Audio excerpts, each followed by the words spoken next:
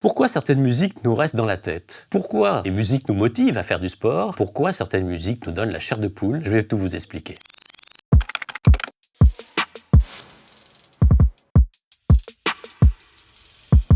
L'onde sonore, c'est un phénomène physique.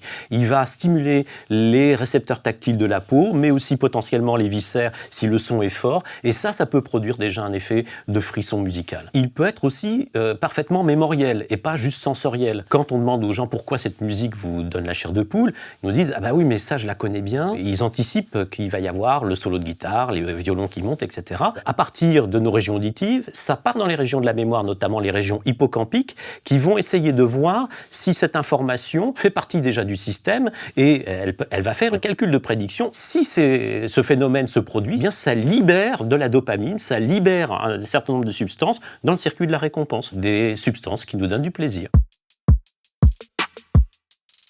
On voit bien, en fait, dans les études de neuropsychologie sur la musique, que émotion et mémoire sont complètement liées dans notre cerveau. Les régions essentielles du traitement des émotions, que sont les noyaux amygdaliens, sont complètement collées aux régions de la mémoire qu'on appelle les hippocampes. Quand il y a l'analyse, effectivement, de musique, on voit que ces deux structures fonctionnent forcément en synergie, que ce soit pour de la musique joyeuse, d'ailleurs, ou pour de la musique triste, qui vont être des marqueurs de notre mémoire, des marqueurs émotionnels de certains moments de notre vie.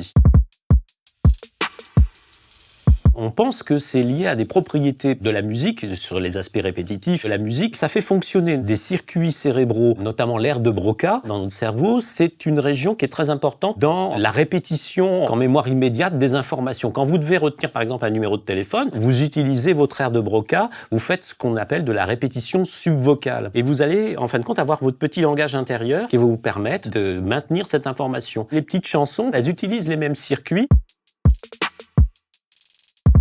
Si on écoute de la musique qui nous plaît, on va aussi avoir le circuit de la récompense de notre cerveau qui va fonctionner et ça va libérer des endorphines, notamment de la dopamine, de l'ocytocine, etc.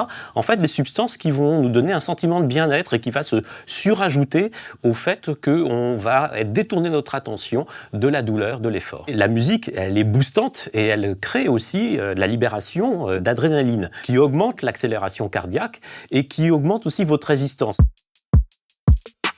La musique capte assez facilement notre activité cérébrale de manière très intense. Quand on regarde ce qui se passe dans le cerveau, quand on écoute simplement de la musique, on voit qu'il y a beaucoup de régions du cerveau qui participent à cette écoute. Donc pour le coup, on n'est pas très surpris que si par exemple vous mettez de la musique dans votre voiture et que vous devez faire un chemin qui est un peu inhabituel, vous devez vous concentrer sur votre chemin, la musique peut vous perturber.